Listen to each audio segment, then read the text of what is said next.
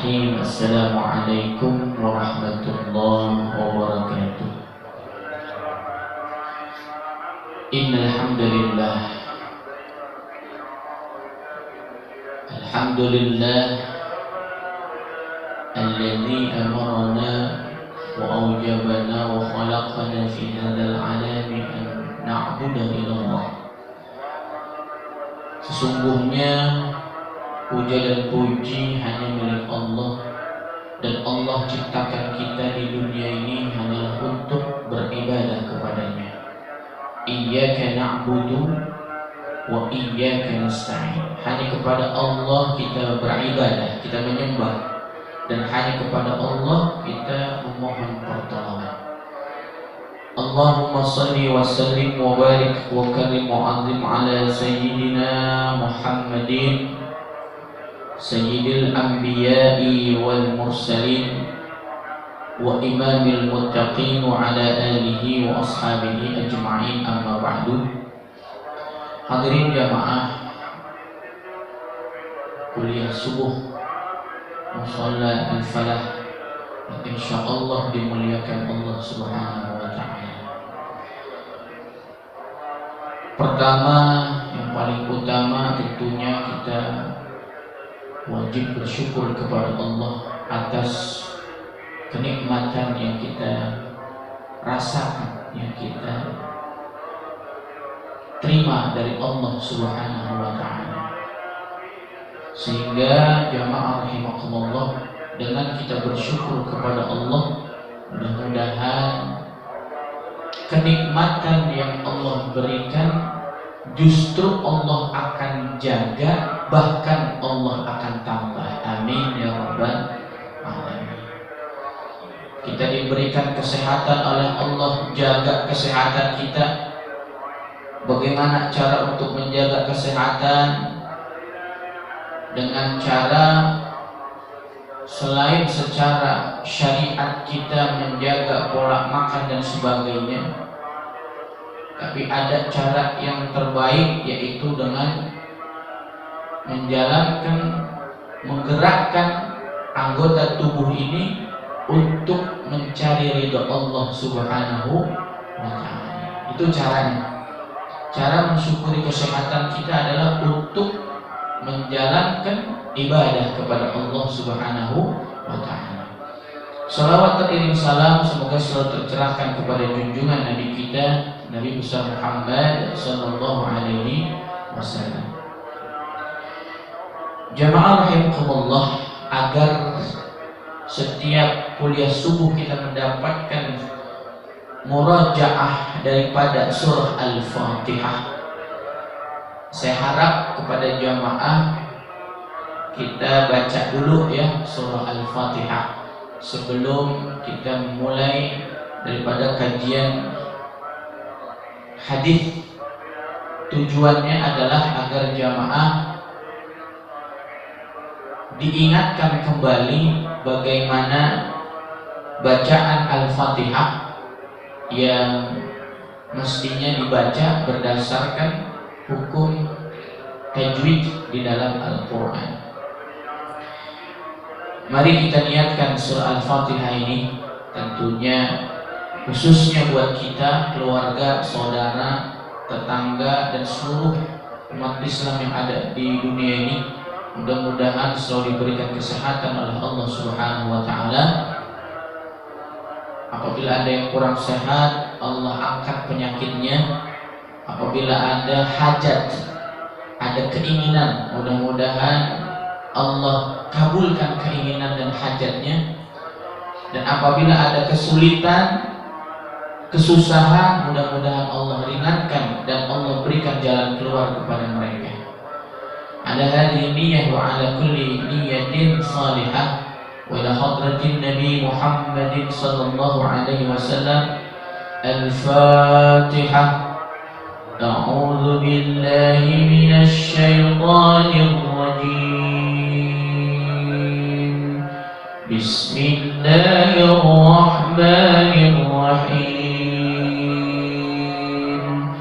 Alhamdulillahi rabbil alamin.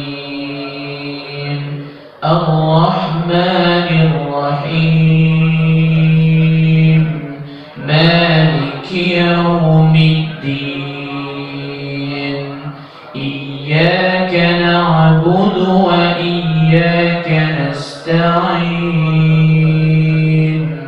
Ihdinas siratal mustaqim, Siratal ladzina an'amta 'alaihim, ghairil maghdubi 'alaihim waladdallin. Amin. Ya, baik ya rahimakumullah. Kita lanjutkan hadis Al-Arba'in An-Nawawiyah, hadis yang ke-17.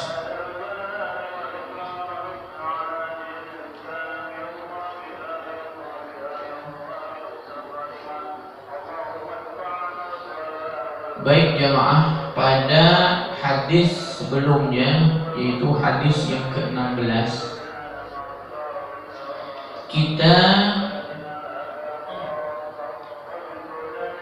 diingatkan oleh Rasulullah SAW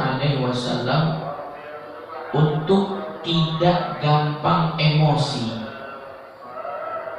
untuk tidak mudah marah, sehingga dalam agama kita ketika terjadi konflik antara suami dengan istri, terjadi konflik antara orang tua dengan anak, anak dengan orang tua, tetangga dengan tetangga, agama Islam dengan agama yang lain, maka ketika kita dalam keadaan yang emosi, saya mau tanya, di antara jamaah ini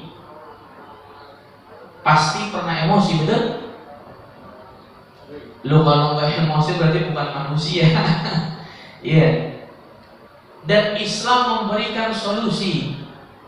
Kemarin ya, waktu hadis sebelumnya, hadis yang ke-16, solusinya kata Rasul, pertama begini, ada seorang sahabat bertanya kepada Rasulullah, "Ya Rasul, man huwa qawiyun?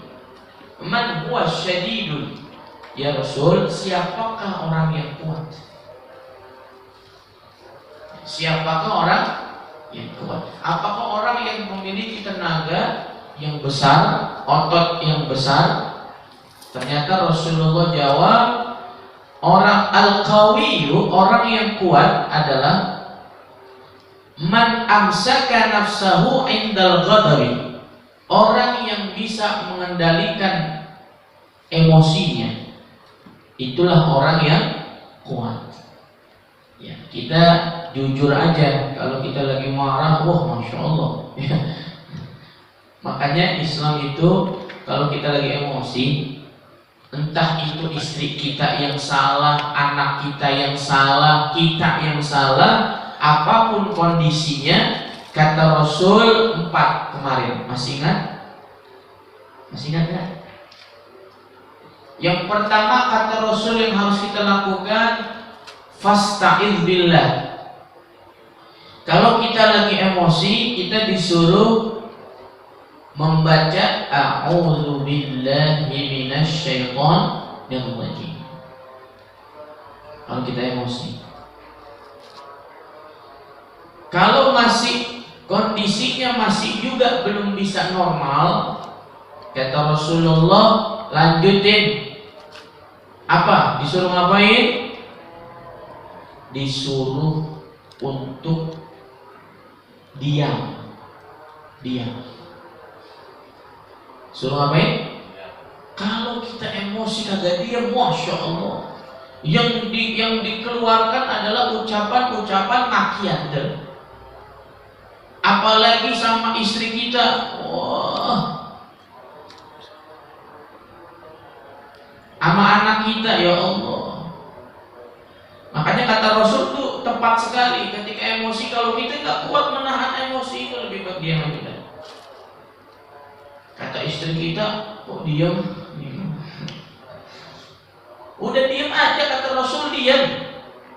Sebab kalau kita keluarkan akan menyakiti hati istri kita, kita keluarkan akan menyakiti hati anak.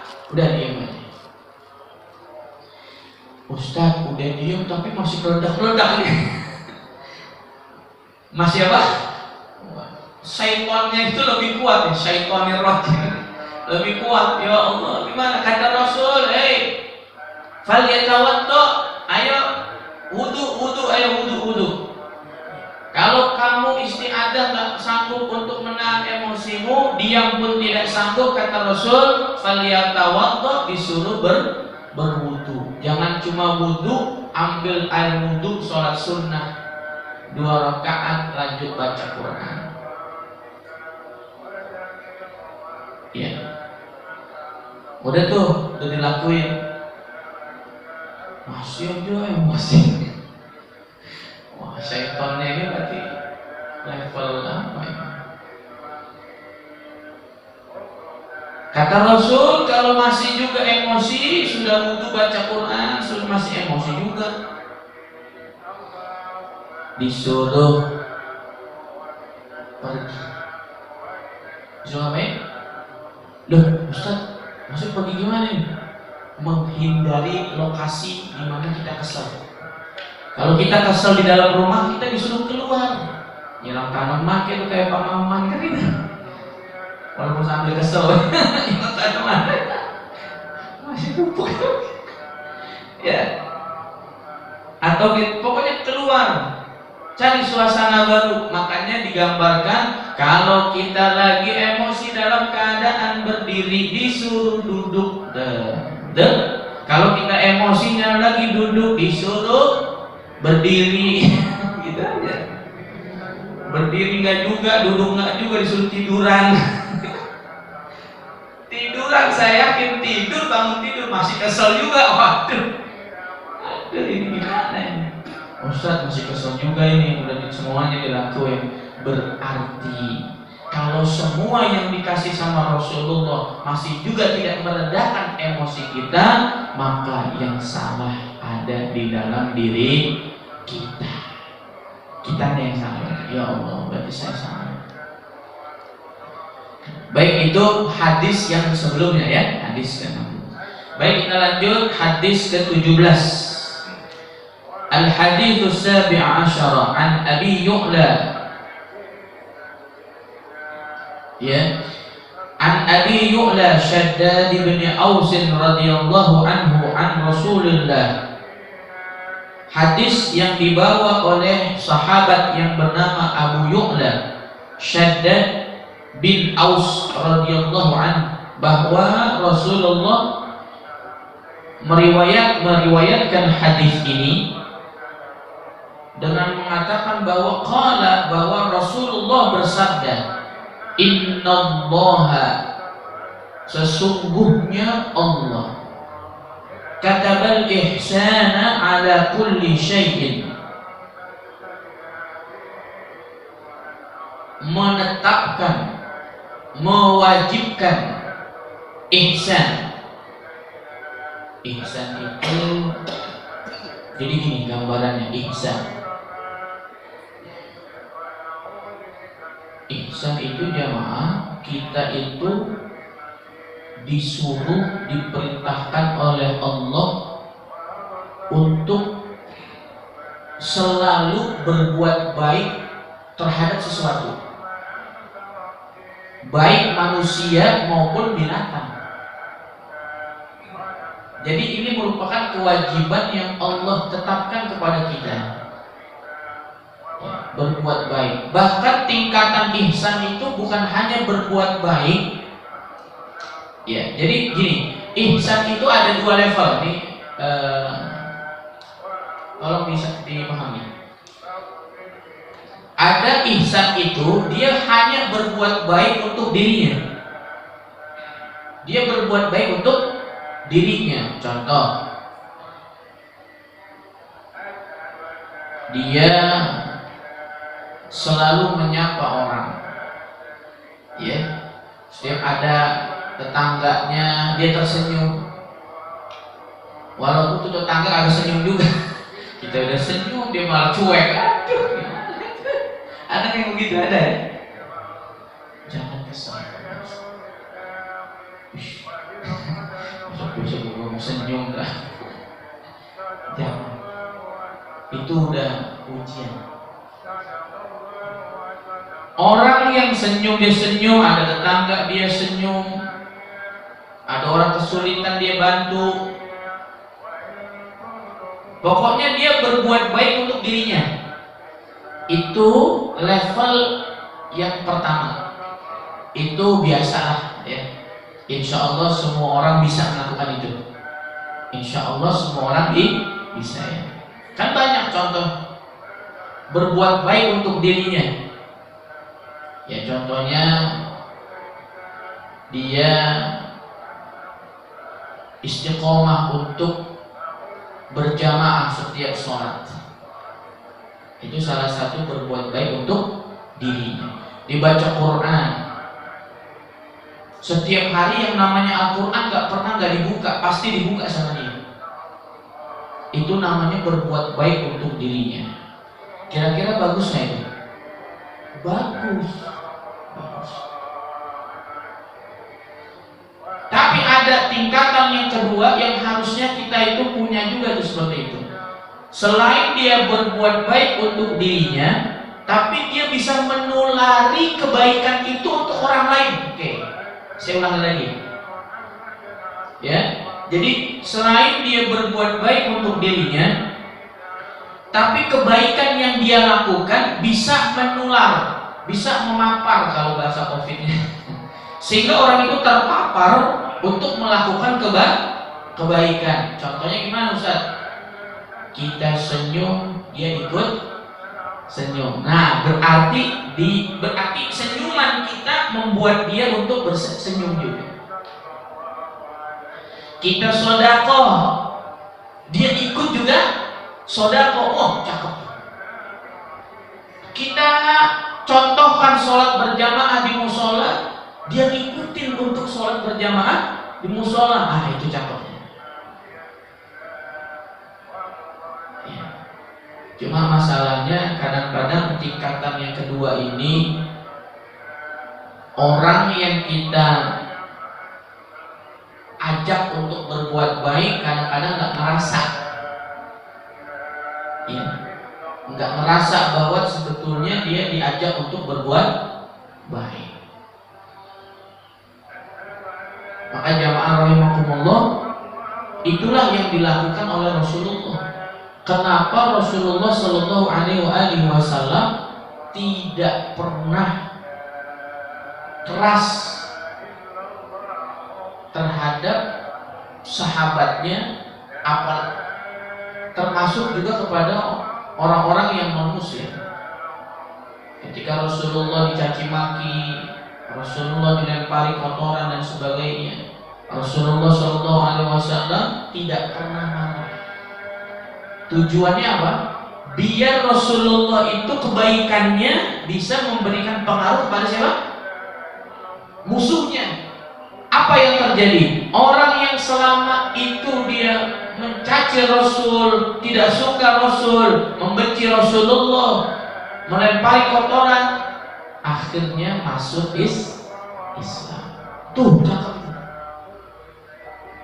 Ya, maka jamaah rahimakumullah, berdasarkan hadis ini di awal, ya, innallaha katabal ihsana ala kulli syai'in, sesungguhnya Allah mewajibkan kepada hambanya untuk berbuat baik kepada sesuatu. Itu artinya bahwa kita harus istiqomah nyontohin berbuat kebaikan. Kan kemarin kita udah bahas yang namanya berbuat baik itu ujiannya berat.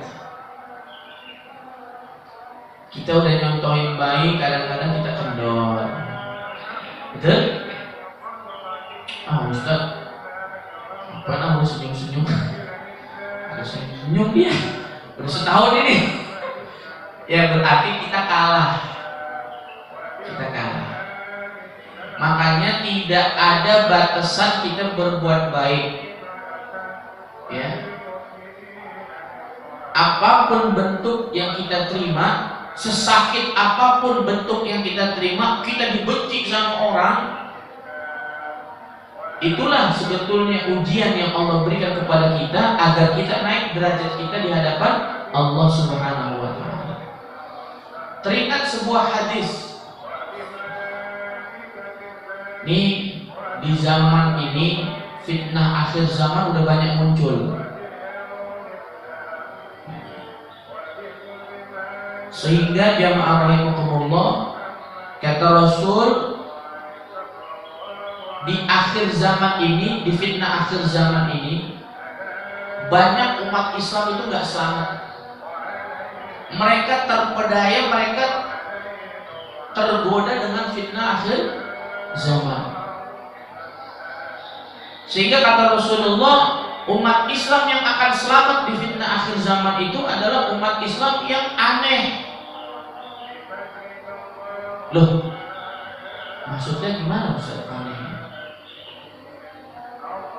Jadi umat Islam yang aneh adalah umat Islam yang akan selamat di fitnah akhir zaman ini.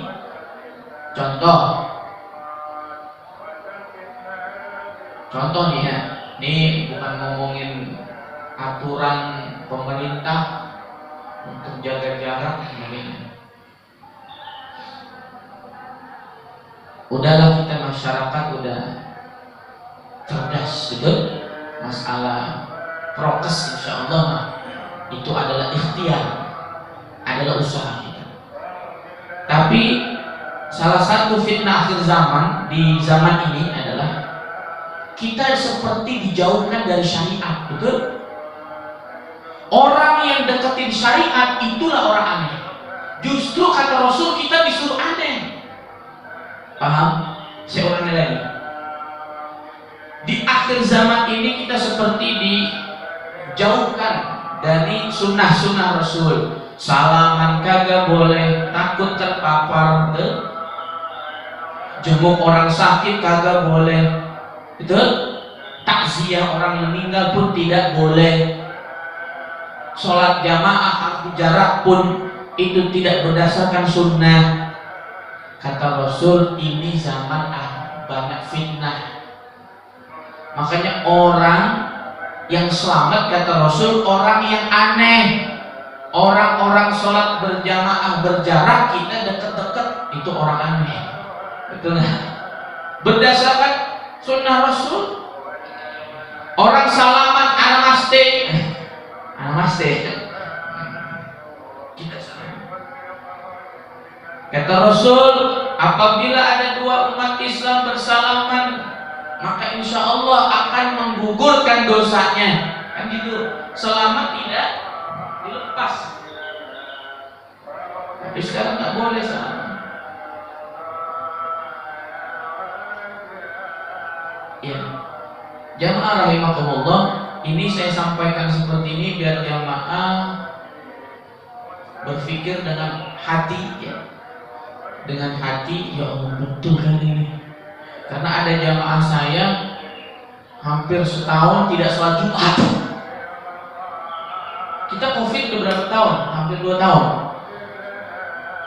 Iya. Kemarin udah Ustaz, bosan saya, jenuh saya udah nih. Saya ngikutin pemerintah atau sholat Jumat. Jenuh saya, hati saya jadi kotor, hati saya jadi ya sudah, akhirnya di sholat Jumat. Saya bilang, Pak, ya udah kita sholat. Kan kita sudah sering sampaikan bahwa masker, vaksin, jaga jarak, apa lagi? Tidak berkerumun gitu ya. Itu kan adalah syariat ikhtiar manusia. Tapi kan sebetulnya ikhtiar itu apakah harus menabrak rambu-rambu syariat? Oke lah kalau di awal-awal udah, ini sudah lama nih kita. Tolonglah umat Islam ini sadar akan itu gitu.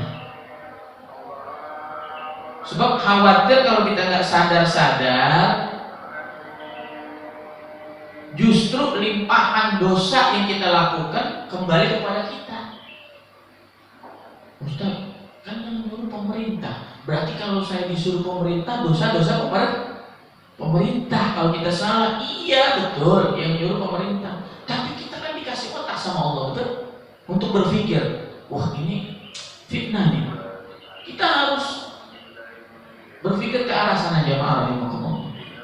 Maka hadis itu betul tuh. Bada'al Islamu ghariban, Islam datang pertama kali dalam keadaan aneh.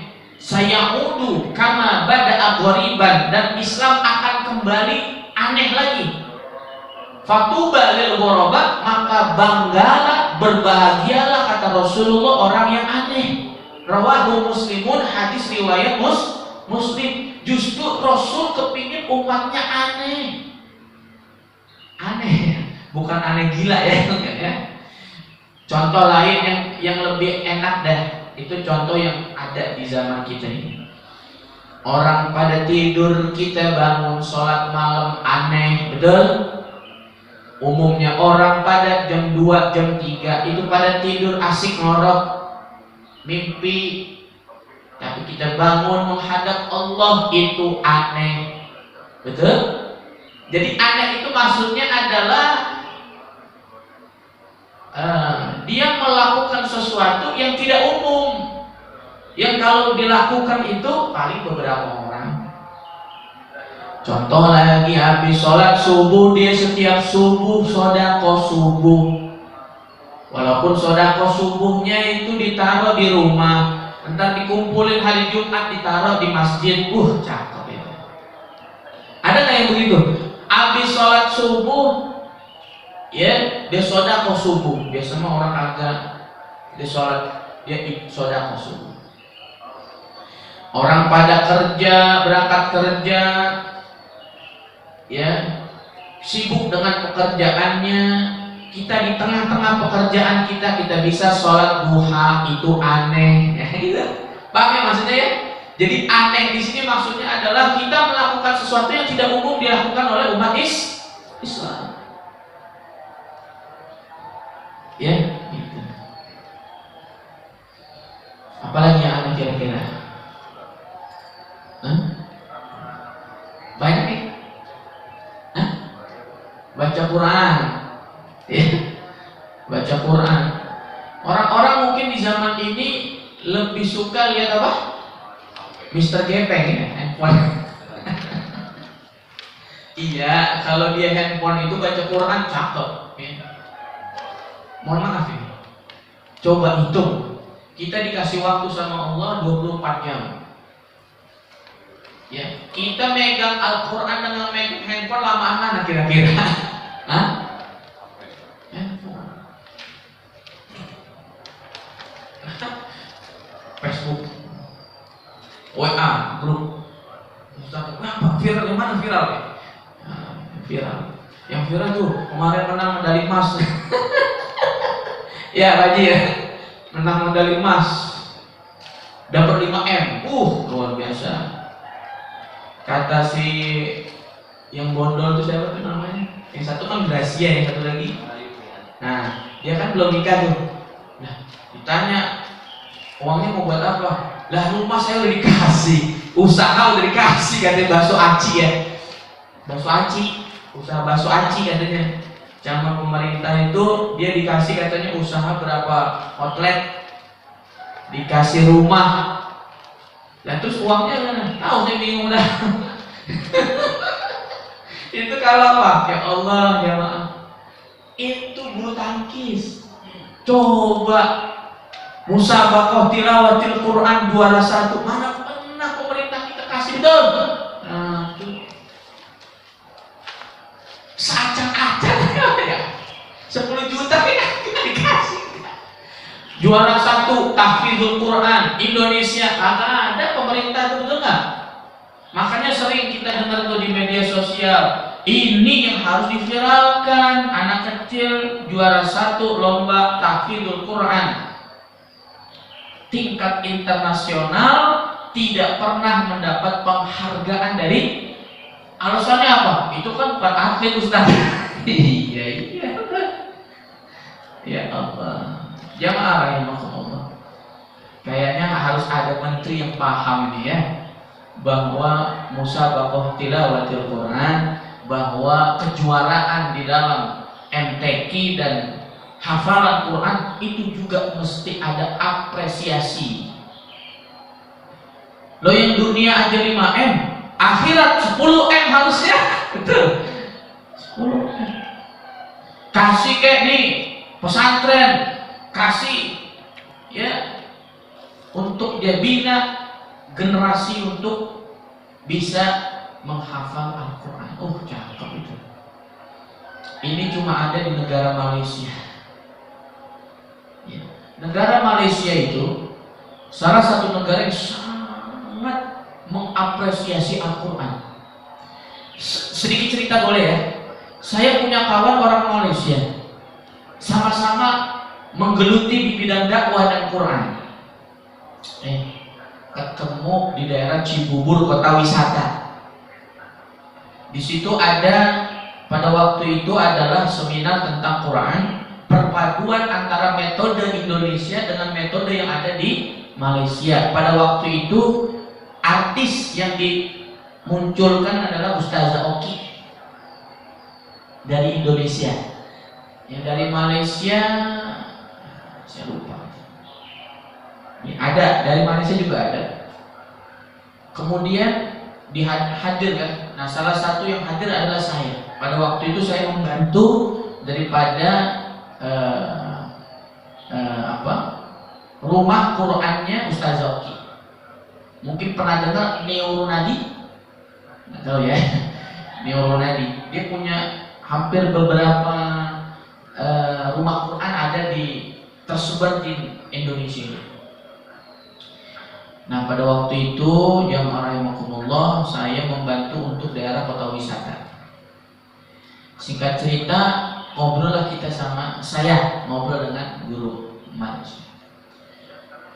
Sebelum ngobrol itu beliau cerita bahwa kondisi Quran di Malaysia, orang-orang yang menggeluti Quran itu sangat disejahterakan.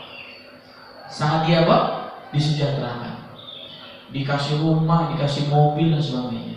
Bahkan gaji kalau dirupiahkan itu 15 juta. Pas kita ngobrol sama guru-guru Quran yang ada di Indonesia, gratis di Indonesia.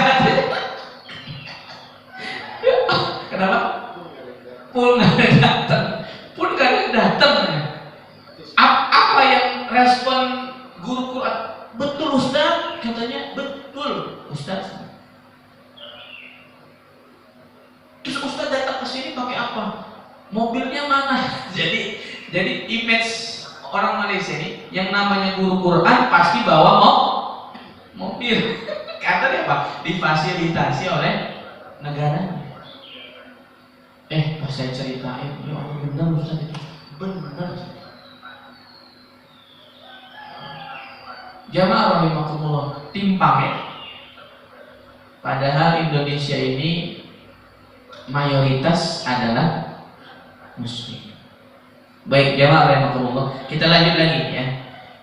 Jadi Allah Subhanahu wa taala menetapkan, mewajibkan untuk kita selalu berbuat baik terhadap segala sesuatu, bukan hanya berbuat baik sama manusia saja, sama tumbuhan, sama hewan. Contoh yang paling sering dijadikan pertanyaan, Ustadz gimana semut? Dikit-dikit di rumah semut gatal, dikit perih. Bolehkah kita injak kita? Jangan ya. Terus gimana ngusirnya? Udah disapu, muncul lagi, sapu. Lebih baik memang kita sapu aja ya. Disapu, diminggirin. Kalau Nabi siapa itu? Nabi Sulaiman itu jamaah rahimakumullah, itu nyuruh kita begini, kita disuruh ngomong. Enggak ada juga katanya. Kok banyak dosa kali? Kata semut, apaan lu? Ya. Kalau Nabi Sulaiman kok mau, lu siapa?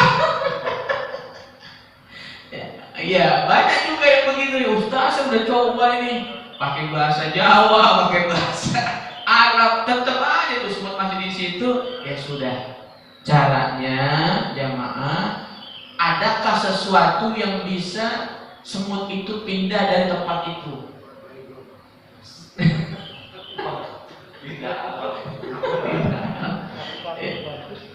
Kenapa? Kapur bagus itu pindah.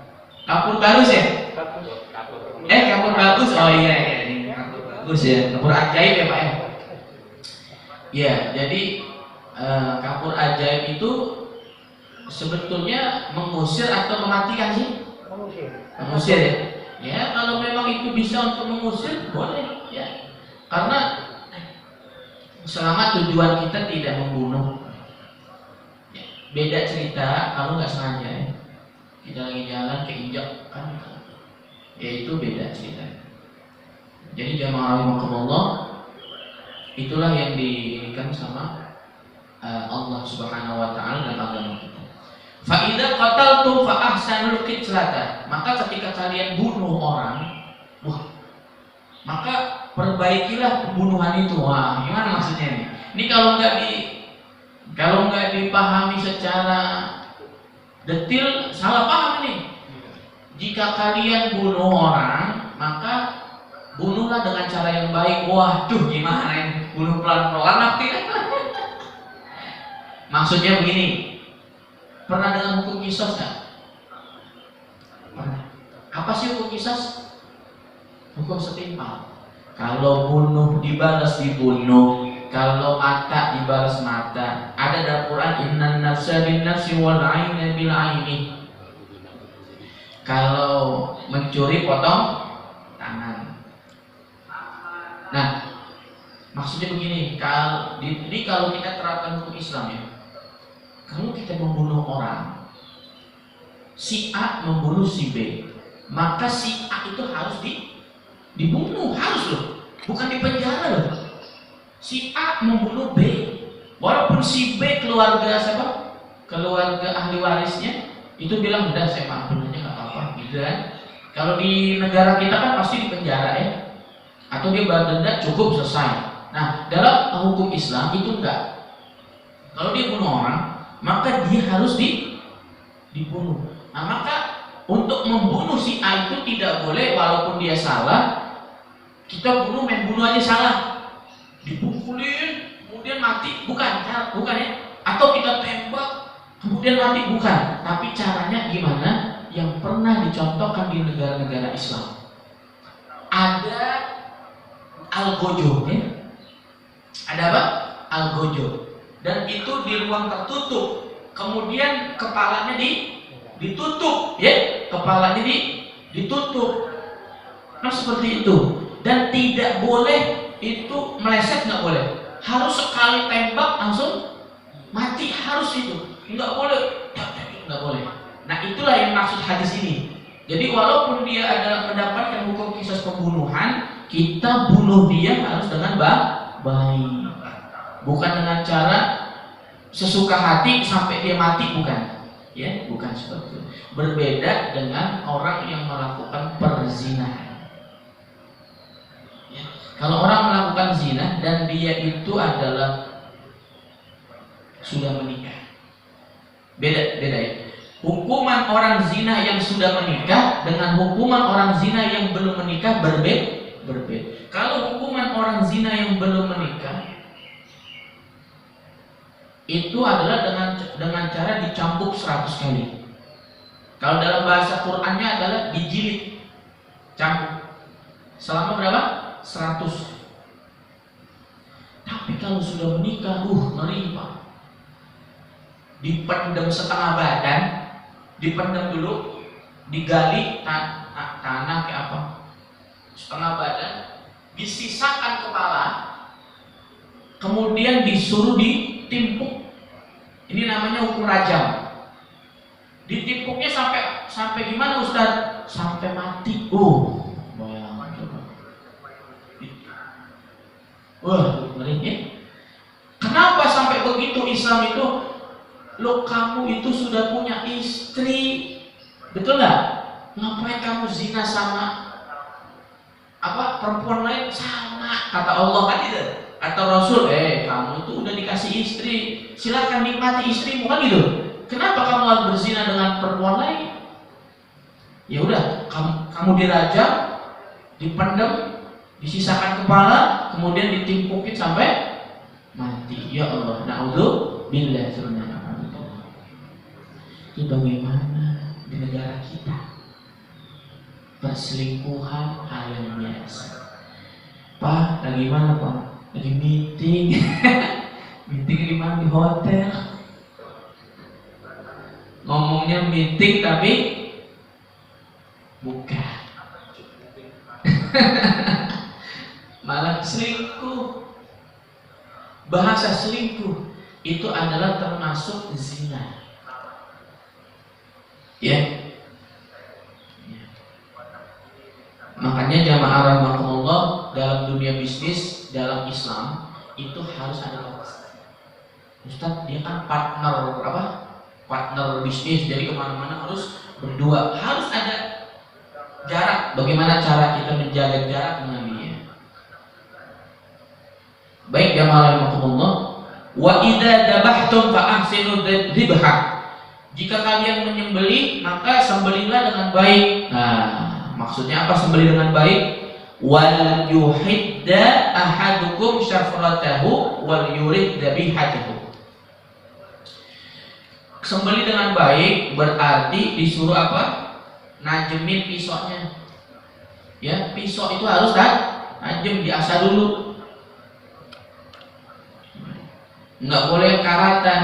Wal yurid dzabihatahu, dan hewan yang akan disembelih, hewan yang akan disembelih itu tidak boleh melihat hewan yang lain. Diumpetin dulu. Contoh nih, kemarin ada 2 sapi ya. Sapi pertama yang disembelih, maka sapi yang belum disembelih itu jangan melihat prosesi pemotongan hewan sapi yang pertama. Sebab dia ketika dia melihat ada rasa itu hewan itu.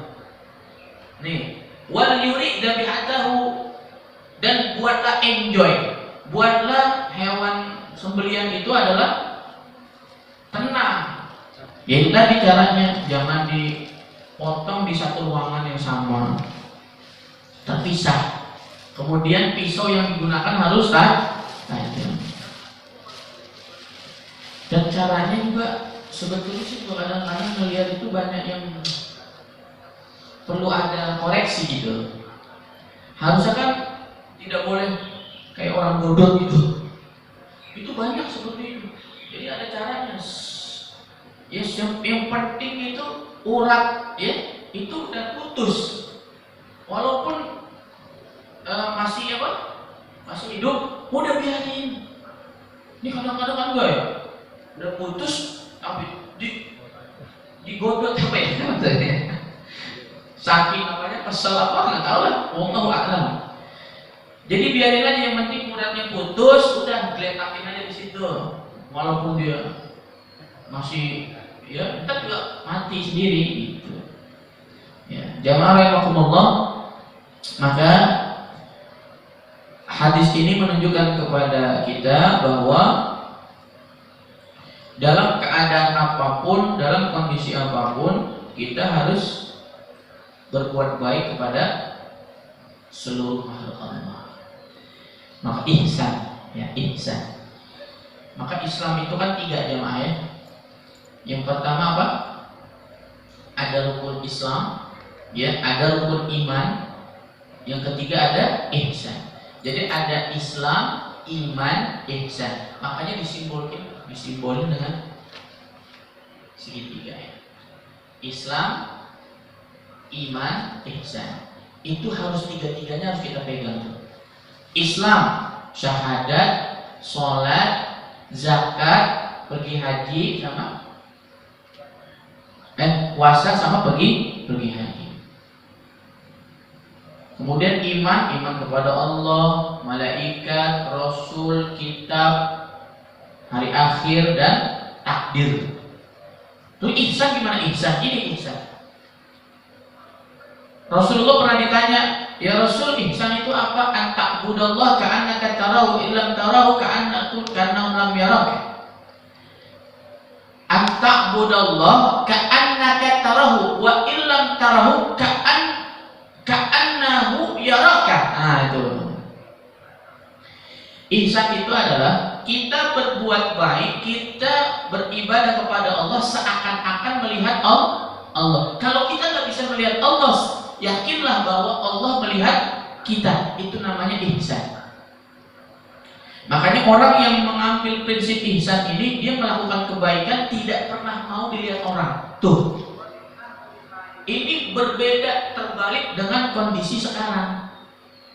Berbuat baik maunya dilihatin orang, bahkan minta diumumin dong tuh, saya nyumbang 100 juta. Mahal ya, habis jual tanah. Kan sumbangnya, padahal niatnya itu mau cerita doang gitu, tapi yang sombong juga itu. Ria itu pamer, iya kemarin itu gusuran dapat 500 juta, ini 100 juta ya. Jamaah rahimakumullah. Maka untuk belajar ihsan, melakukan perbuatan baik, itu tentunya harus dimulai dari diri kita. Kemudian baru kita tularkan kepada keluarga. Ya, jangan sampai nularin ke yang lain-lain dulu.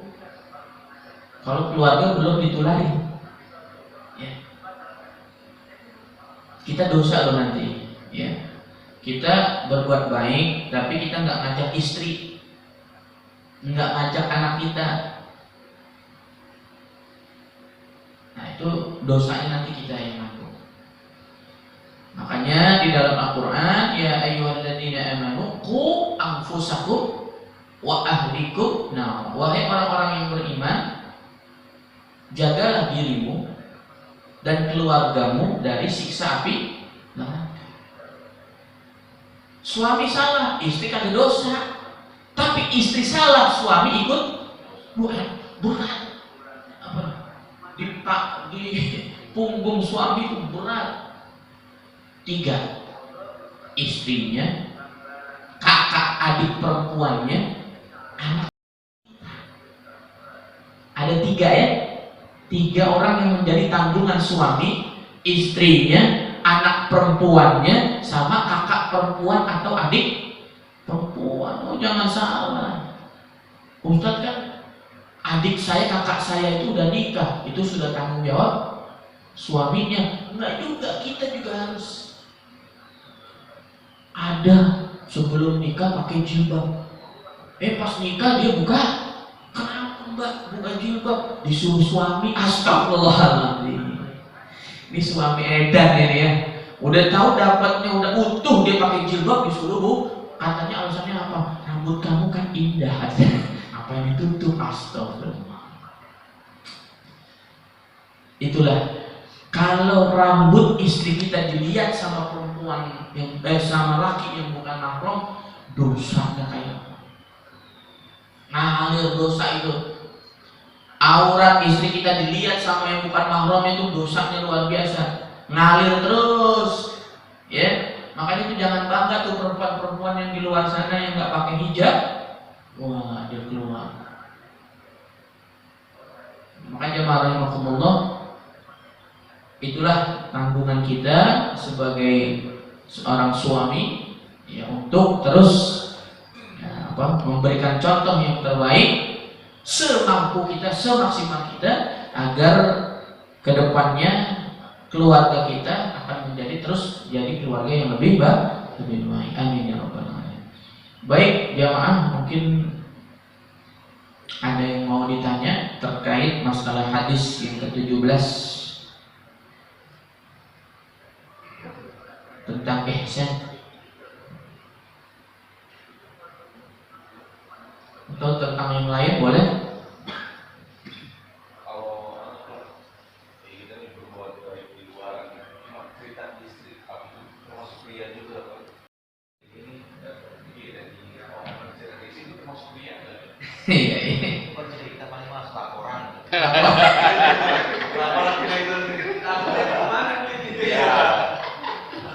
Ya, jadi selama itu masih lingkup keluarga, insya Allah jauh dari ria ya.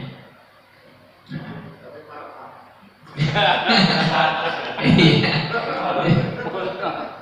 Jadi selama laporan masih lingkungan istri, anak, itu kan bagus juga sebetulnya untuk jadikan contoh nanti, ya kan? Seumpama kita melakukan kebaikan. Bu, tadi saya ini, alhamdulillah gitu. Tujuannya biar ibu juga ikut seperti itu kan bagus. Atau bahkan jamaah rahimakumullah, dengan kita bercerita dengan istri dan anak kita seperti itu, barangkali akan memberikan motivasi kan, semangat untuk terus berbagi kan.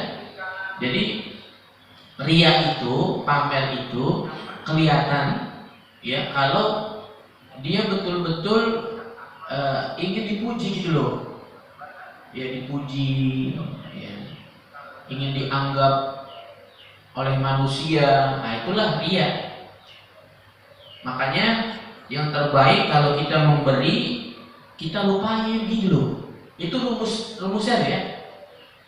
Memberi lupa, beri lupa, beri lupa begitu. Supaya biarin aja Allah aja nanti yang ganti dengan yang lain gitu loh. Tapi kan mohon maaf, kadang-kadang kita nggak lupa gitu ya. Itu kan musola gua itu ya. Itu kan kalau karena bukan gua nggak jadi musola kan gitu. Ya. Baik, jadi seperti itu ya Pak ya.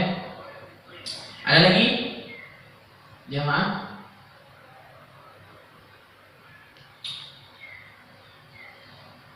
Tidak ada? Mau tanya. Ya. Tadi tentang membunuh semut kita kan nggak boleh. Kita membunuh cicak itu boleh nggak? Gimana? Membunuh cicak. Ya. Jadi ada hewan-hewan yang memang di dalam hadis itu justru harus dibunuh, gitu ya. Jadi bukannya kita nggak punya peri kehewanan gitu ya, tapi memang ada beberapa hewan, jenis hewan yang harus dibunuh, ya. Satu tadi yang disebutkan cicaknya, cicak itu malah harus dibunuh.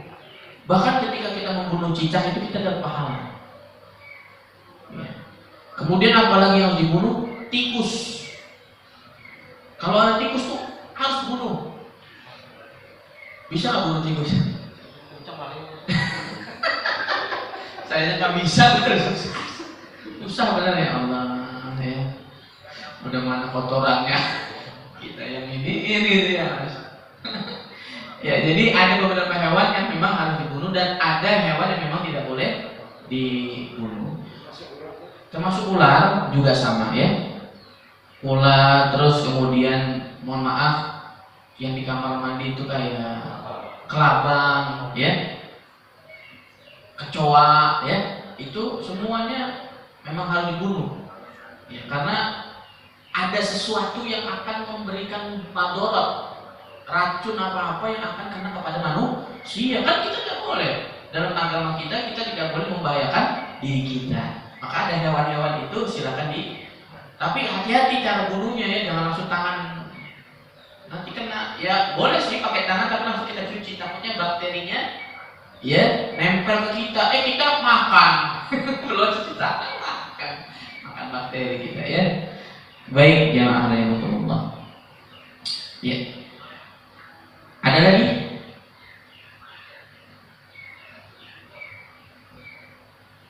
Tumben ini Pak Gofar apa Pak Gofar? Biasanya Pak Gofar yang sering ini. Pak Gofar nggak ada, Pak Margono juga nggak ada nih. Kalau Pak Maman masih sakit itu, itunya apa? Namanya? Jadi lama. Sudah pulang. Oke, baik jamaah rahimakumullah. Terakhir ya, kalau memang nggak ada yang ditanyakan. Jadi jamaah, saya tidak bosan-bosan ingatkan kepada jamaah, bukannya kita mau prediksi ya, tapi kita siap-siap aja ya. Takutnya memang ini sudah akhir zaman. Maka kata Rasulullah Shallallahu Alaihi Wasallam, kita persiapin ya akhir zaman ini akan ada dajjal, fitnah dajjal. Kita siapin ya tadi seperti kita istiqomah untuk membaca doa sebelum salam. Ya Allahumma inni a'udzubika min adzabil qabri wa adzabin nari jahannam wa min fitnatil mahya wal mamat wa min syarri fitnatil masiihid dajjal. Kemudian juga kita baca surah Al-Kahfi ya. 10 pertama, 10 terakhir kalau bisa kata Rasul dihafal. Ya, untuk berjuang, untuk berperang dengan Dajjal, kita senjatanya adalah Al-Kahfi. Ya, 10 pertama apa enggak? Alhamdulillahilladzi anzala 'ala 'abdihi al-kitaba wa lam yaj'al lahu 'iwaja qayyiman liyunzira ba'san shadidan min ladunhu wa yubashshira al-mu'minina alladhina ya'maluna as-salihati anna lahum ajran hasanan makithina fihi abada وينذر الذين قالوا اتخذ الله ولدا ما لهم به من علم ولا لآبائهم كبرت كلمة تخرج من أفواههم إن يقولون إلا كذبا فلعلك باخع نفسك على آثارهم إن لم يؤمنوا بهذا الحديث أسفا إنا جعلنا ما على الأرض زينة لها لنبلوهم أيهم أحسن عملا وإنا لجاعلون ما عليها صعيدا جرزا أم حسبت أن أصحاب الكهف والرقيم كانوا من آياتنا عجبا إذ أوى الفتية إلى الكهف فقالوا ربنا آتنا من لدنك رحمة وهيئ لنا من أمرنا رشدا. Itu kok cepat ya?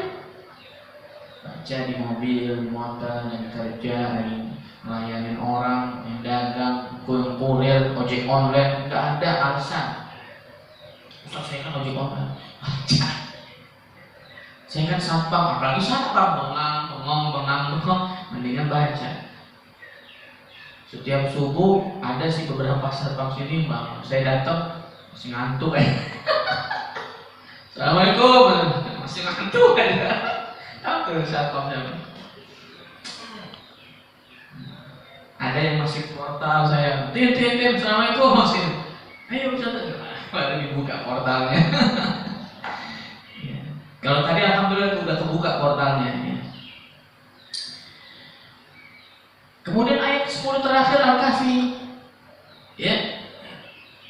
Alladzina kanat a'yunuhum fi liqa'in 'an dhikri wa kanu la yastati'una sam'a afahasiba alladhina kafaru an yattakhidhu 'ibadi min duni awliya أعتدنا جهنم للكافرين نزلا قل هل ننبئكم بالأخسرين أعمالا الذين ضل سعيهم في الحياة الدنيا وهم يحسبون أنهم يحسنون صنعا أولئك الذين كفروا بآيات ربهم ولقائه فحبطت أعمالهم فلا نقيم لهم يوم القيامة وزنا ذلك جزاؤهم جهنم بما كفروا واتخذوا آياتي ورسلي هزوا إن الذين آمنوا وعملوا الصالحات كانت لهم جنات الفردوس نزلا خالدين فيها لا يبغون عنها حولا قل لو كان البحر مدادا لكلمات ربي لنفد البحر قبل أن تنفد كلمات ربي ولو جئنا بمثله مددا قل إنما أنا بشر مثلكم يوحى إلي أنما إلهكم إله واحد فمن كان يرجو لقاء ربه فليعمل عملا صالحا ولا يشرك بعبادة ربه أحدا. 10 terakhir dari alladzina kanat a'yunuhum ya sampai kullau kana al-bahru midadan li kalimati rabbi qul innama ana basyarun mithlukum. Dua tuh udah dikasih tuh ya. Tiga tadi sama doa. Terus apalagi untuk menghindari fitnah Dajjal? Apalagi? Jangan sampai kita masih hidup di zaman itu. Kata Rasulullah, seburuk-buruk umatku adalah masih hidup ketika munculnya dan muncul Dajjal, kita masih hidup, masih dikasih umur sama Allah. Itu kata Rasul adalah seburuk-buruk umat. Kenapa dikatakan Rasul seburuk-buruk umat? Sebab di umat itu yang masih hidup itu tidak akan selamat dari fitnah Dajjal. Dajjal itu kayak Tuhan. Dia punya surga, punya neraka. Nah nanti tuh kebanyakan orang milih surganya dan ketika dia milih surganya Dajjal sama dengan nerakanya Allah gitu. Jadi tidak ada yang selamat dari fitnah Dajjal. Itu prediksi Rasulullah. Makanya nanti akan ada Al-Imam Mahdi, akan diturunkan Nabi Isa alaihissalam untuk melawan Dajjal.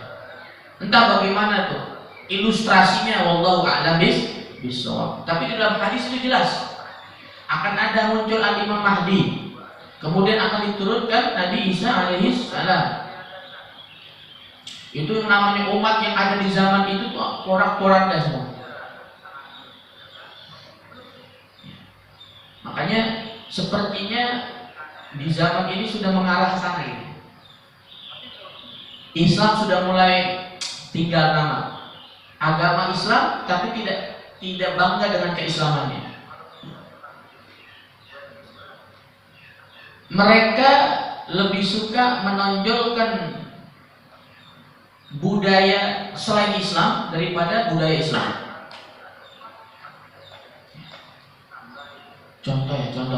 Contoh paling kecil ya. Umat Islam malu berangkat sholat Jumat pakai koko dari kantor ke masjid, dari kantor dia pakai kaos umpama, nanti baru ganti di masjid. Pak, kenapa? Pakai aja dari kantor ke masjid. Kenapa sih malu dengan apa? Kok ada apa dengan koko?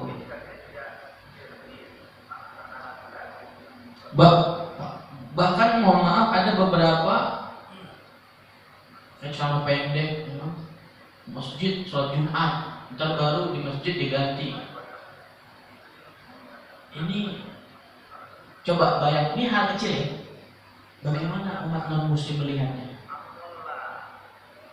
Coba kalau umat Islam ini rapi semua nih, dari rumah, dari kantor, sholat Jumat rapi, punya baju khusus untuk sholat Jumat, rapi, wangi. Memang Islam begitu harusnya. Cuma kan mohon maaf ya, banyak orang Islam itu yang tidak mengistimewakan sholat Jumat. Apa buktinya Ustaz? Ini buktinya pakaian itu. Pakaiannya itu kayak yang dipakai itu ya biasa aja. Padahal sunnahnya Rasul adalah dengan mengistimewakan sholat Jumat atau hari Jumat, itu pakailah pakaian yang istimewa ketika sholat Jumat. Jubah ke gamis ya. Tapi malu tuh umat Islam tuh malu gitu loh untuk pakai hal-hal simbol-simbol Islam itu, kenapa ya? Nah ini jadi salah satu ciri ke arah sana ini seperti nanti perlahan tapi pasti ya, perlahan tapi pasti Islam itu akan tinggal nama ya. Umat Islam itu tidak bangga dengan keislamannya. Umat Islam tidak bangga dengan ajarannya. Umat Islam tidak bangga dengan simbolnya. Ya. Jadi jamaah rahimakumullah, bahkan umat Islam malah cadar. Ini aneh. Cadar itu simbol Islam. Kita tuh jangan mau dicuci otak kita bahwa cadar itu teroris, betul nggak? Kita itu dicuci otak kita bahwa orang yang pakai cadar ada teroris, salah itu. Istri Rasulullah itu pakai cadar, betul? Istri Rasulullah pakai cadar. Lihat sekarang perempuan disuruh pakai cadar semua, masker. Yang pakai cadar bukan hanya perempuan tapi laki-laki suruh pakai cadar, masker. Ya Allah. Tuh. Kalau Allah sudah katakan kun fayakun, jadi semua. Baik jamaah rahimakumullah. Jadi itu aja yang ingin saya ingatkan buat diri saya, buat jamaah juga. Mudah-mudahan kita semua terhindar dari fitnah akhir zaman dan kemudian kita selamat dari fitnah dajjal. Amin ya rabbal alamin. Baik, kalau nggak ada yang ditanyakan, kita akhiri kajian kita dengan kita membaca istighfar. Astaghfirullahaladzim, astaghfirullahaladzim, astaghfirullahaladzim, alladzi la ilaha illa huwal hayyul qayyum, wa natubu ilaihi jami'al ma'asi wad dhunub, la haula wa la quwwata illa billahil aliyyil azim. Sebelum kita doa, kita baca al-asmaul husna ya. Kalau yang nggak hafal ikutin, kalau yang hafal kalau yang nggak hafal dengerin, maksudnya kalau yang hafal ikutin. Walillahil asmaul husna fad'u biha nas'aluka ya Allah man huwa Allahu alladzi la ilaha illa hu, ya Allah ya Rahman ya Rahim ya Malik ya Quddus ya Salam ya Mu'min ya Muhaimin ya Aziz ya Jabbar ya Mutakabbir ya Khaliq ya Bari ya Musawwir ya Ghaffar ya Qahhar ya Wahhab ya Razzaq ya Fattah ya Alim ya Qabid ya Basit ya Khafid ya Rafi' ya Mu'iz ya Mudhil ya Sami' ya Basir ya Hakam ya Adil ya Latif ya Khabir ya Halim ya Azim ya Ghafur ya Syakur ya Ali ya Kabir ya Hafir ya Mukit ya Hasib ya Jalim ya Karim ya Raqib ya Mujib ya Wasi' ya Hakim ya Wadud ya Majid ya Ba'id ya Syahid ya Haqq ya Wakil ya Qawi ya Matin ya Wali ya Hamid ya Muhsi ya Mubdi'u ya Mu'id ya Muhyi ya Mumit ya Hayyu ya Qayyum ya Wajid ya Majid ya Wahid ya Ahad ya Samad ya Qadir يا مقتدر يا مقدم يا مؤخر يا أول يا آخر يا ظاهر يا باطن يا والي يا متعالي يا بر يا تواب يا منتقم يا عفو يا رؤوف يا مالك الملك يا ذا الجلال إكرام يا مقسط يا جميع يا غني يا مغني يا مالي يا ضار يا نافع يا نور يا هادي يا بديع يا باقي يا وارث يا رشيد يا صبور يا الله يا Allah. Kita tutup dengan kita baca salawat bil qulub. Allahumma salli ala sayyidina Muhammadin tibbil qulubi wa dawaiha wa afiyatil abdani wa shifaiha wa nuril absari wa diyaiha wa ala alihi wa sahbihi wa sallim.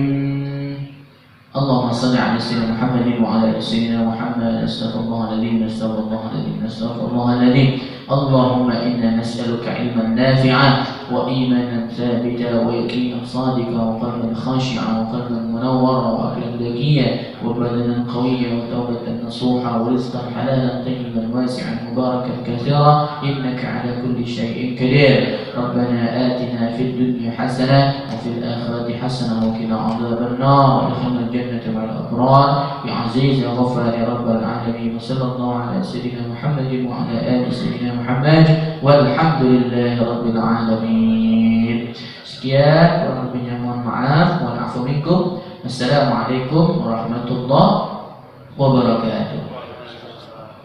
Jadi itu kalau bisa ya.